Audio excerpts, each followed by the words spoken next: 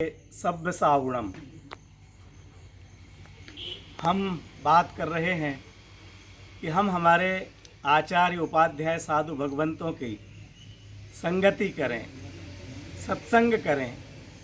उसके लिए क्या भावना भाई है और मेरी भावना कैसी हो, आप सब विचार करेंगे। मेरी भावना ऐसी रहना चाहिए। भावना की बात चल रही है, भावना ऐसी हो सकता है अभी हमारे पुरुषार्थ की कमी हो सकता है हमारे उदय की प्रतिकूलता चल रही हो, तो हम रंच मात्र भी वैसा न कर पा रहे हों। हमारी व्यापारिक परिस्थितियाँ, शारीरिक परिस्थितियाँ, पारिवारिक सामाजिक परिस्थितियाँ ऐसी कुछ प्रतिकूल चल रही हों। जैसे कि आज हम देख रहे हैं कोरोना काल चल रहा है, इसमें हम मंदिर नहीं जा पा रहे, ज़्यादातर लोग स्वाध्याय भवनों में नहीं जा पा रहे। जिनको अभिषेक करने का, पूजन करने का नियम था, वो उस नियम की पालना नहीं कर पा रहे, लेकिन उनका मन तड़प रहा है।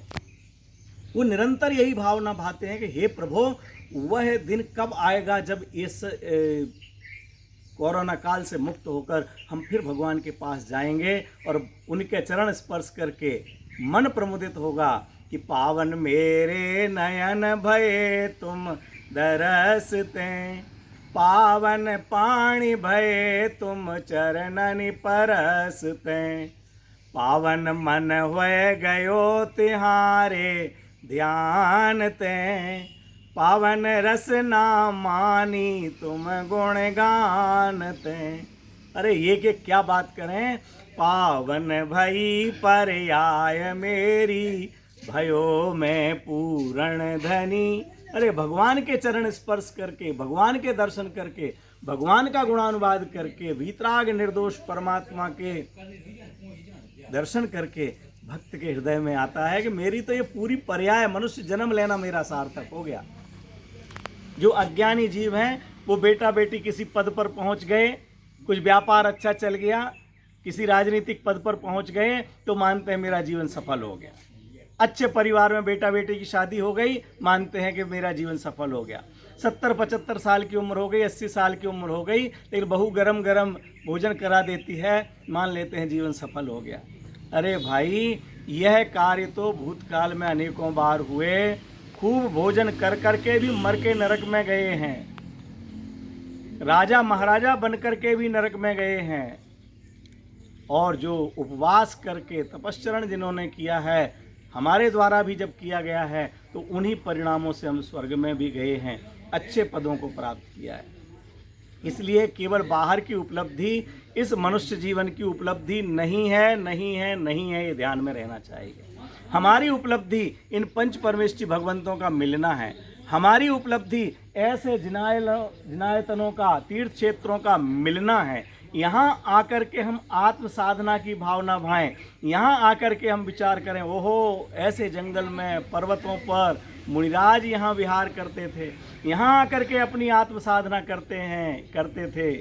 उन्हीं जैसी चर्या में यह चित्त सदा अनुरक्त रहे।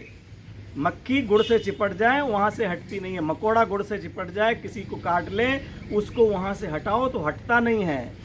ऐसे भक्त का मन इन पंच परमेष्ठियों के गुणानुवाद से हटता नहीं है। कोई बहुत प्रतिकूलता आती है, जी हाँ, घर जाने का भाव आना, व्यापार करने के लिए भाव आना, अपने परिजनों की ओर देखने का भाव आना, ये हमारे जीवन की प्रतिकूलता है। जो हम पंच परमेष्ठी भगवंतों को छोड़कर, जिनवाणी छोड़कर, देवशास्त्र गुरु को छोड़कर परिवार वालों के पास जाना पड़े, व्यापार करने जाना पड़े, नौकरी करने जाना पड़े, फैक्ट्री चलाने जाना पड़े, ये हमारे जीवन की प्रतिकूलता लगनी चाहिए। और अगर ये प्रतिकूलता नहीं लगती है तो क्या इसका मतलब हम पूजन कर रहे थे, स्वाध्याय कर रहे थे, वो प्रतिकूलता थी जो हम वहाँ से छोड़ करके अब अनुकूलता में भाग रहे हैं।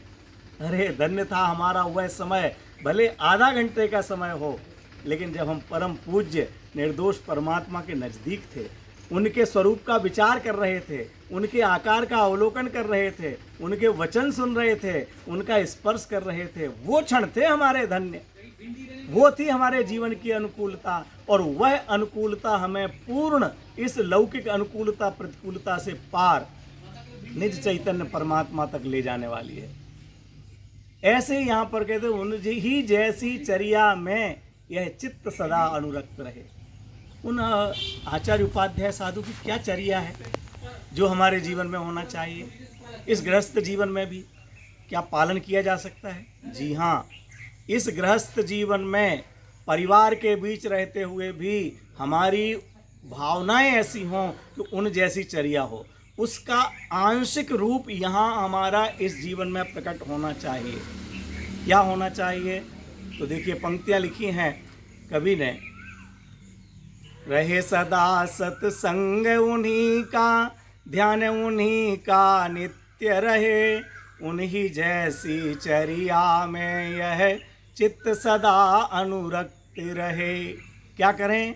नहीं सताऊं किसी जीव को, झूठ कभी नहीं कहा करूं, पर धन वनिता पर न लुभाऊं, संतोषामृत पिया करूं। इन दो पंक्तियों में अपने आप को 5 पापों के भावों से दूर रहने की बात कही है। ये 5 पाप मेरे भाव में नहीं आए। नहीं सताऊं किसी जीव को, अरे किसी को मारना, किसी को मार डालूं, ये तो बहुत दूर की बात है। लेकिन चाहे एकेंद्रीय जीव हों, चाहे पंचेंद्रीय जीव हों, मनुष्य हों चाहे त्रियंच हों, पशु हों, वो उनके लिए हम अपने कार्य के लिए, अपनी स्वार्थ सिद्धि के लिए सताएं नहीं, कष्ट नहीं दें, अपमान नहीं करें, अति भारारोपण नहीं करें। अति भारारोपण मतलब जितना वो काम कर सकते हैं, जितनी उनकी क्षमता है, उससे ज़्यादा काम कराना, वह अति भारारोपण नाम का दोष है। हम चाहे वह हमारे घर का नौकर हो, ड्राइवर हो, चौकीदार हो, और चाहे कोई पशु हो, हमें अति भारारोपण से बचना चाहिए। अगर हम कष्ट कर देते हैं, उनको योग्य वेतन देना चाहिए, उनके स्वास्थ्य का ध्यान रखना चाहिए, उनको सताएं नहीं, ये सी हमारी भावना हो। नहीं सताऊं किसी जीव को, झूठ कभी नहीं कहा करूं, और कभी अपने प्रयोजन की सिद्धि के लिए झूठ बोल दिया। थोड़ा सा लाभ हो सकता है, झूठ बोल देते हैं। व्यापार करते समय, एक टिकट लेते समय, एक किसी अधिकारी के पास जाकर के काम कराते समय हम झूठ बोल जाते हैं। हमको लगता है कि सत्य बोलेंगे तो शायद काम होगा ही नहीं, लेकिन ऐसा नहीं है। अगर वह कार्य होने की योग्यता है तो आप सत्य बोलेंगे तो भी होगा, और झूठ बोलेंगे तो भी होगा। लेकिन सत्य बोलने का फल हमारे लिए पुण्य का आश्रय बंद होगा, और झूठ बोलने का फल हमारे लिए पाप का आश्रय और बंद होगा। हम झूठ, काम हो चाहे नहीं हो, काम नहीं होना होगा तो नहीं होगा, लेकिन मैं झूठ बोल करके पाप क्यों कमाऊं? हम तो यही विचार करेंगे कि मेरे पूर्व का पाप का उदय है, इसलिए कार्य नहीं होना था तो नहीं हुआ, तो मैं झूठ नहीं बोलूं। नहीं सताऊं किसी जीव को, झूठ कभी नहीं कहा करूं, पर धन वनिता, पर स्त्री और दूसरे का धन, दूसरे के धन पर कभी लोभ लालच की दृष्टि ना आवे। दूसरे के धन को उठा लेना नहीं, उसको चाहना, वह मुझे मिल जाए, ऐसी भावना ही चोरी है। और दूसरे की स्त्री, स्त्रियों के लिए कोई दूसरा पुरुष, वाह कितना स्मार्ट है, कितनी सुंदर है, ये ऐसी पत्नी होना चाहिए, ये मेरी पत्नी हो जाए, ये मेरा पति हो जाए, इसके साथ मुझे रहने का मौका मिले, ऐसा भाव होना एक कुशील का दोष है। मेरी भावना है, हमारी भावना है, मेरी भावना होना चाहिए कि मैं पर धन पर वनिता न लुभाऊं।